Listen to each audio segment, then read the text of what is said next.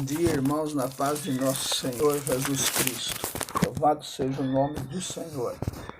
Vamos ler aqui hoje um trecho da palavra que está em Atos, capítulo 1, verso 14, Efésios, capítulo 4, verso 3 ao 4, e Romanos, capítulo 15, verso 6.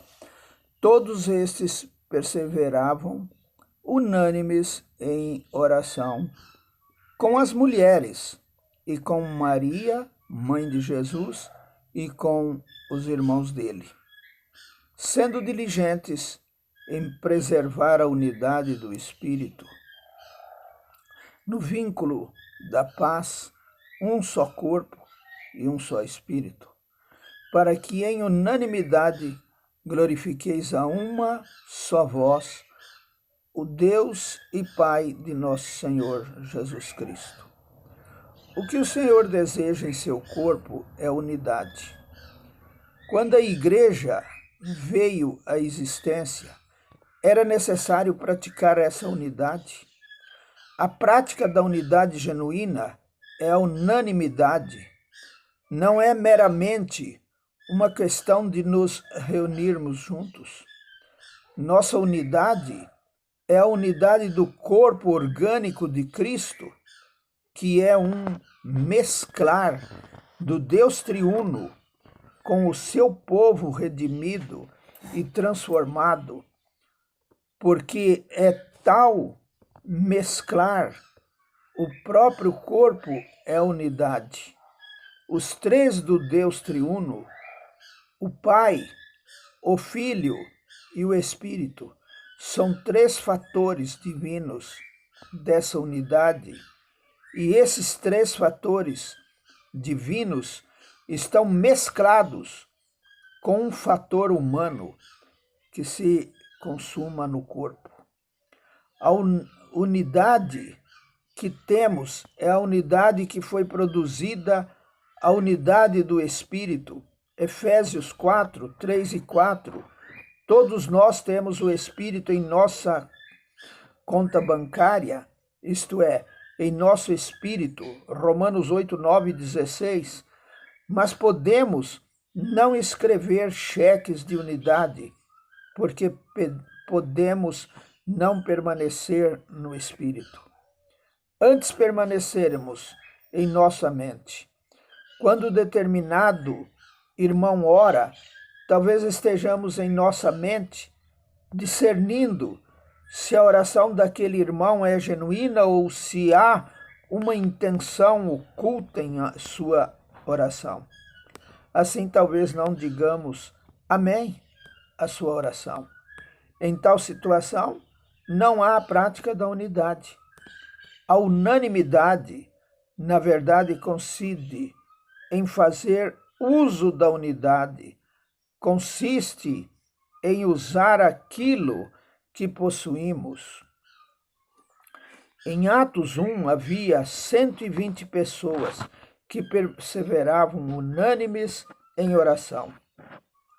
Todos eles tinham um só pensamento, que era receber poder do alto e testificar do Senhor crucificado, ressuscitado e ascendido, a quem amavam e seguiam. 1 Coríntios 1,10 diz que temos de falar a mesma coisa e estar perfeitamente unidos na mesma mente e na mesma opinião. Como podemos falar a mesma coisa e ter a mesma mente e a mesma opinião? Na íntegra, 1 Coríntios nos mostra que os mesmos falar é Cristo e que a mesma mente é a mesma opinião também são Cristo. Na nossa vida diária, se tomarmos Cristo como nosso centro e como tudo que falamos, pensamos e entendemos será Cristo. Essa é a unanimidade que é a prática da unidade. Além disso, Filipenses 2,2 diz, de modo que penseis a mesma coisa, tendo o mesmo amor, unidos de alma, pensamento, uma só coisa. O que é pensar a mesma coisa? E o que é pensar uma coisa, uma só coisa?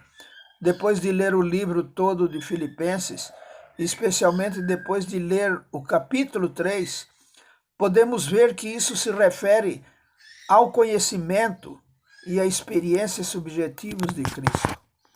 A prática da unidade toca a nossa mente, o nosso amor e o nosso falar.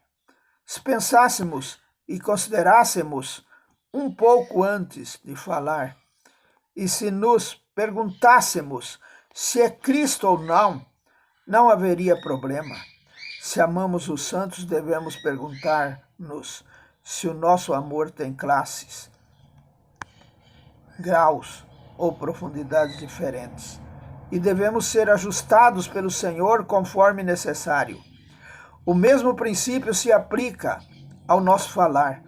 Devemos falar apenas se o nosso falar for Cristo. Caso contrário, não devemos falar. Tenho um pesado encargo em mim.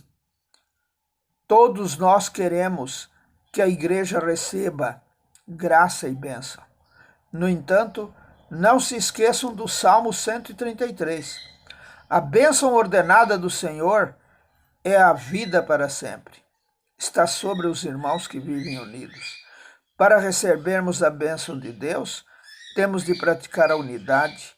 E a maneira de praticar a unidade é pela unidade. Graças ao Senhor. Amém.